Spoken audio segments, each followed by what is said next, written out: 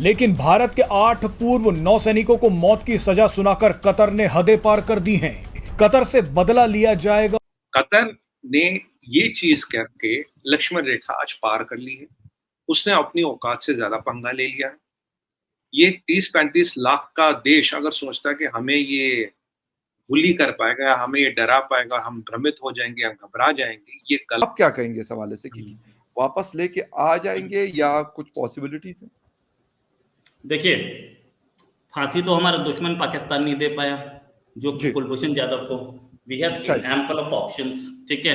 हम लोग उधर भी जा सकते हैं, इंटरनेशनल कोर्ट ऑफ जस्टिस भी जा सकते हैं, लेकिन मुझे नहीं लगता ये कोई भी देता नहीं है। लेने का ढंग आना चाहिए। योगी जी होते ले लेते, मोदी थोड़े सॉफ्ट चलते हैं और आराम से चलते हैं।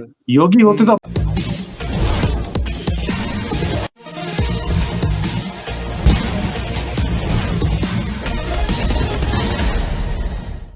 भारत ने कतर को इशारों में चेतावनी दे डाला है कि भारत के जिन 8 नौसैनिकों को जो कतर सरकार के लिए ही काम कर रहे थे और उनको आनन फानन में फांसी की सजा दी गई है, कतर उनकी फांसी को रोके, क्योंकि कतर ने जो इल्ज़ाम लगाया है कि वे इजराइल के लिए जासूसी कर रहे थे, पूरी तरह से झूठा है।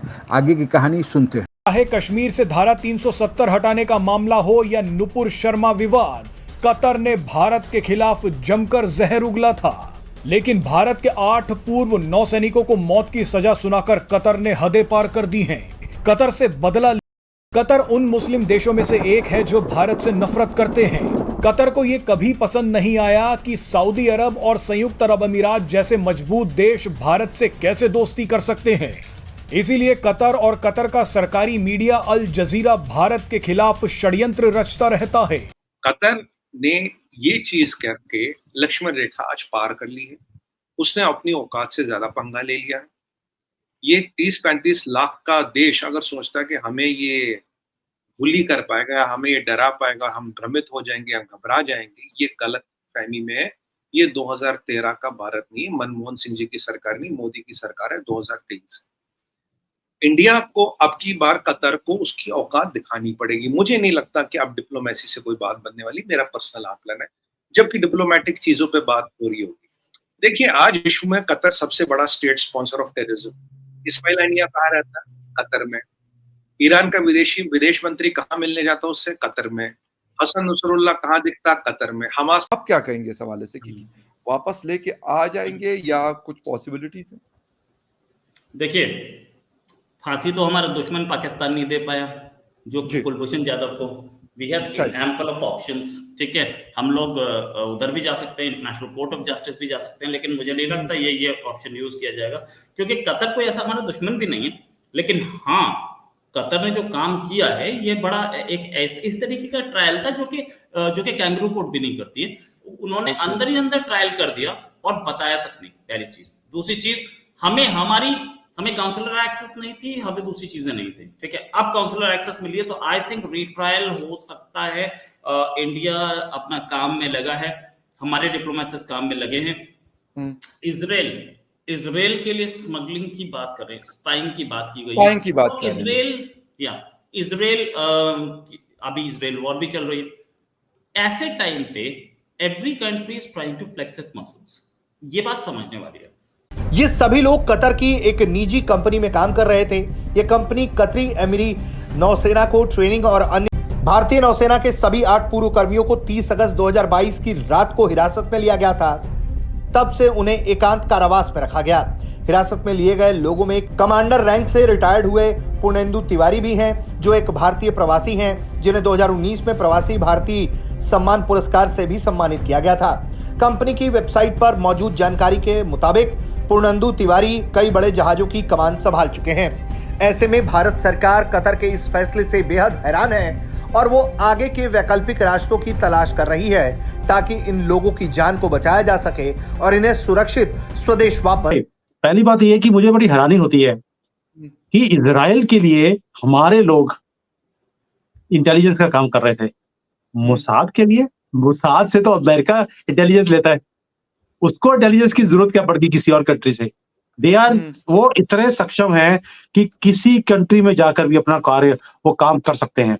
मुझे नहीं लगता कि कतर जैसी कंट्री में हमारे लोग बैठे होंगे और इजराइल के लिए हम लोग काम कर रहे होंगे। मोसाद के लोग हमारे रॉ के लिए काम करें, बात समझ आती है, लेकिन रॉ के आदमी हो और वहां जाके काम करें, ऐसा हो नहीं सकता। दूसरी बात, जो कतर है, कतर का पूरे मुस्लिम वर्ल्ड के साथ 36 का आंकड़ा है, हमने देखा पहले भी आपकी बात इनकी सबसे बड़ा बनती सऊदी ही अरेबिया नहीं के है। साथ रहा, UAE Saudi Arabia. Saudi Arabia के साथ, यूएई के साथ, सबके साथ ये अपने आप को, जिसको बोलते हैं ये, now they are trying to show themselves higher than everybody else. तो इसलिए कहीं ना कहीं पोजीशनिंग के लिए भी ऐसे काम किए जाते हैं। और तुसी की किता देखो सानू, है ना, होता है ना पंजाबी में, तुसी की किता सानू देखो, आसी दादा हमने पकड़ लिए बंदे, हमने तो हैंग भी कर दिया उनको।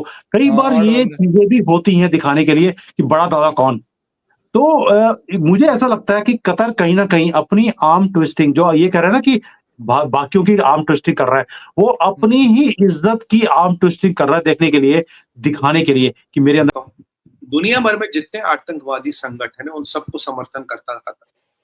हिजबुल्लाह को $1.5 बिलियन देने वाला कतर, कम से कम 40 से 45 नॉन आतंकवादी संगठनों को सपोर्ट करने वाला कतर, हिजबुल्लाह, हमास, इस्लामिक जिहाद, किसी का भी नाम लीजिए, सबको पैसे देने वाला कतर, पीएफआई को पैसे देने वाला कतर, भूलिएगा न, लश्कर-ए-तोयबा, जैश ए मोहम्मद की इनडायरेक्ट फंडिंग करने वाला कतर। कतार में कई सारे लोगों का खून उनके हाथों पे। कतार हमेशा जब फियास्को होता है नेगोशिएशन करता है, नेगोशिएशन करके क्या करता है, आतंकवादियों को बचा। रूस यूक्रेन युद्ध के चालू होते ही दुनिया दो गुटों में बंटती दिख रही थी, लेकिन उसके बावजूद भी भारत अपनी गुटनिरपेक्षता की छवि बनाए हुए था और उसी मार्ग पर चल भी रहा था। रूस चीन से मदद ले रहा था और चीन का अपना घनिष्ठ सहयोगी मान रहा था। हालांकि चीन और भारत की नहीं बनती है। गलवान घाटी में जो चीन ने किया वो अभी तक भारत भूला नहीं है। इसके बावजूद भी भारत रूस से और रूस भारत को मदद करते आ रहा था। हालांकि रूस और अमेरिका और उसके सहयोगी देशों की नहीं बनती है, चीन से भी नहीं बनती है। इसके बावजूद भी भारत अमेरिका और उसके सहयोगी देशों के साथ चीन की नकेल कसने के लिए संगठन, चाहे क्वाड हो या I2 U2 हो, बनाए हुए था।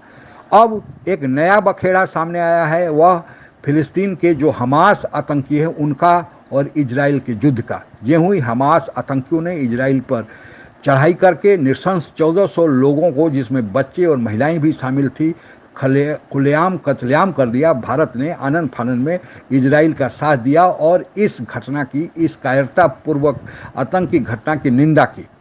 इसके बाद जब हमास पर इजराइल ने कार्रवाई शुरू की तो फिर मुस्लिम दुनिया के देशों के कान खड़े हो गए, क्योंकि उसके पहले इजराइल 3 बार सभी मुस्लिम दुनिया जब इकट्ठे होकर इजराइल से लड़ रहे थे, सबको हरा चुका है। भारत के मुस्लिम दुनिया के साथ संबंध अच्छे बन रहे थे और अभी जो G20 की बैठक हुई उसमें भारत के लिए मुस्लिम दुनिया के रास्ते से UAE, सऊदी अरेबिया, इजराइल के साथ जो एक इकोनॉमिक कॉरिडोर बनने की भी बात हो रही थी। मुस्लिम दुनिया के कुछ देश इजराइल और भारत के संबंध और साथ साथ इजराइल, UAE, सऊदी अरबिया इत्यादि देशों के साथ जो इजराइल के संबंध बन रहे थे, उन्हें यह रास नहीं आ रहा था। और यह जो इकोनॉमिक कॉरिडोर बन रहा था, इससे चीन भी खफा था। चीन के लिए यह असल मौका था कि फिर हमास को उकसाकर लड़ाई चालू करा दे इजराइल, ताकि और फिलिस्तीन के बीच, और हमास के द्वारा उसने लड़ाई चालू कर दिया। अब मजबूरी बस सारे मुस्लिम दुनिया के देश इजराइल के खिलाफ इकट्ठा हो गए। अब इजराइल और सऊदी अरबिया, UAE से होकर ही रास्ता इकोनॉमिक कॉरिडोर जाना था। चूँकि इजराइल और मुस्लिम दुनिया के देशों के बीच तनाव बढ़ेगा तो वह रास्ता खटाई में पड़ जाएगा। तो जो चीन, जो उसका बेल्ट एंड रोड इनिशिएटिव है, उसके मुकाबिल भारत जो से लेकर यूरोप तक जो रास्ता बन रहा था, वह रास्ता तो अपने आप ही कुछ दिनों के लिए खटाई में बनेगा। और दूसरा, भारत के मुस्लिम देशों के साथ जो संबंध बन रहे थे, और भारत का इजराइल के साथ भी अच्छे संबंध रहे हैं, क्योंकि इजराइल हर मौके पर भारत की सहायता करते आ रहा है। और भारत को टेक्नोलॉजी का क्षेत्र हो या फिर हथियार का क्षेत्र हो, इजराइल हमेशा मदद करते आया था। तो चीन की यह भी चाल थी कि भारत जो मुस्लिम दुनिया के नज़दीक होते जा रहा है, उससे दूर किया जाए। अब इसी बीच कतर का यह मामला 8 सैनिकों के फांसी देने का सामने आया है।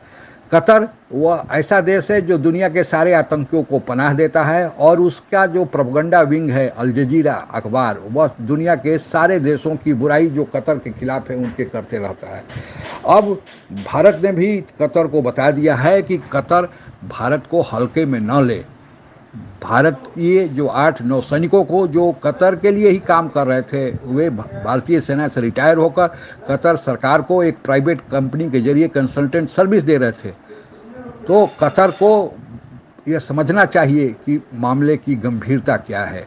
भारत ने अपना चाल चल दिया है, कतर देखते हैं कि आगे क्या करता है, लेकिन भारत के लिए जो चुनौती है यह गंभीर है और भारत को अब समय आ गया है कि अब जबरदस्त अपना वार करके अपने लोगों को मुक्त कराए।